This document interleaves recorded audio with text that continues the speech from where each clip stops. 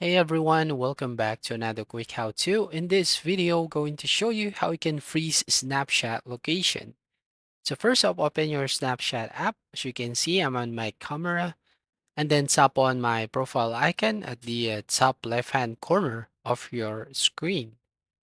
And from here, you just need to tap on the gear icon, which is the settings at the top right-hand corner. Once you tap on the settings, go to privacy control. And here on privacy control, you just need to choose see my location.